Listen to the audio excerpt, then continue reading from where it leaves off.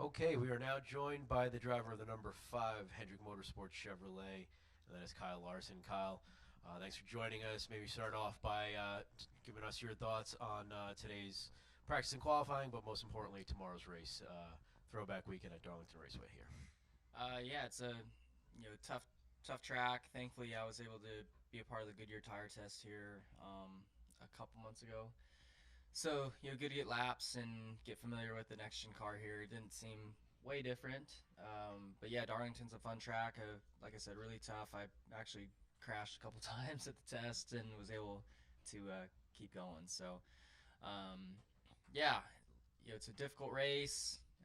Easy to make mistakes, and if you can just limit those mistakes, you can hopefully have a good day.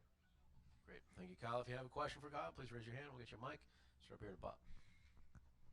Bob Parker's Fox Sports. What do you and Hamlin and Harvick know from that test that nobody else knows until practice today?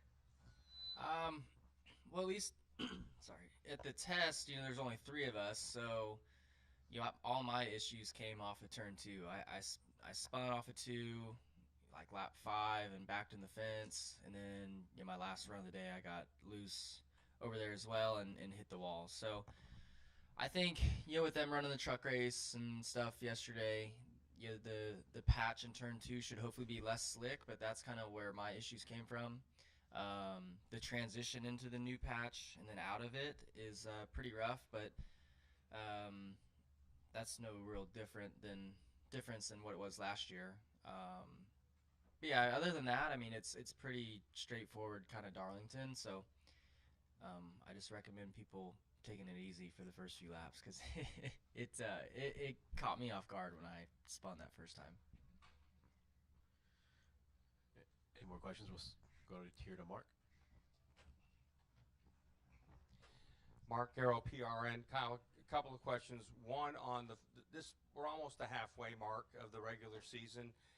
How do you feel about that? I mean, your winning percentage not quite like it was last year, and lap sled and stage wins and all that, but you've already been to victory lane. Car's competitive. Just how do you look at this first half? Yeah, I mean, I guess actually my win percentage would probably be the same to this point of last year, but yeah, I mean, we were definitely running stronger and contending more for wins at this point in the year last year. So yeah, I mean, I still feel like we need to get better, but I do feel like we are not far from being really good. So just got to continue to work hard. And keep trying to be consistent. I had a little bit of inconsistency, I feel like, on my part a couple months ago, and now we seem to be rolling okay. I think my last three finishes are a fourth, and a sixth. So that's been good. Would like to get more stage points and stuff. We're way closer to the points lead than we were at this point last year too. So um, yeah, I mean, I guess you can spin it a couple different ways to find some positives about it. But yeah, I mean, it's been a good year so far. Just would like to get on a roll like we had last season.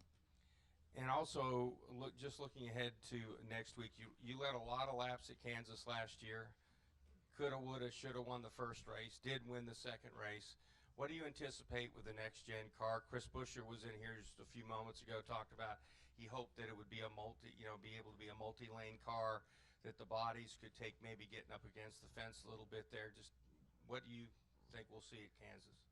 Um, yeah, I don't know. I'm trying to remember what race. I think Auto Club we were able to run really close to the wall, and so I think at Kansas, I think Reddick did a test there, and I remember him tweeting something about how he just ran right next to the wall the whole time. And so I imagine it's probably pretty easy to run next to the wall. So I think it may be less of a multi groove track. I think, but yeah, we'll see. I love Kansas. It's definitely one of my favorite tracks, and it does have multiple lanes typically. But yeah, if that top gets going really fast, it does make it hard to pass. So I'd like to hope that we can run the bottom and middle and things like that. But yeah, I know Reddick will be against the fence, anyways. Go up here to Mike. Mike Embry from Auto Week. Kyle, what about your Arlington experience that had to be overwhelming in certain ways? Yeah, it was. That was such a cool experience. That's a really neat tradition that Charlotte Motor Speedway is started now with the Coke 600 winners. So Brad was able to go last year, and now I got to go. Which I thought that was my first time there, but apparently I went when I was really young. I have family that lives nearby DC, and I think I was like 6 or 7, and they'd taken me there before. I didn't really remember that, but yeah. So no, it was a cool experience for sure, and it really puts things in perspective. And I think we all have a lot of respect for the military, but once you get to go and do other things like I've been able to do now that I'm in the Cup Series, with the military and really doing it around the 600. So Charlotte does a great job with that.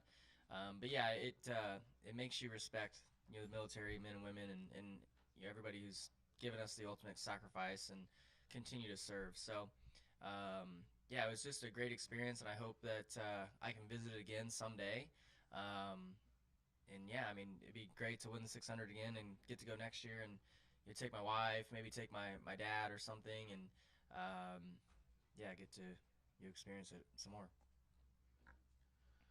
Any more questions for Kyle? All right, Kyle. Thank you for your time, and good luck tomorrow.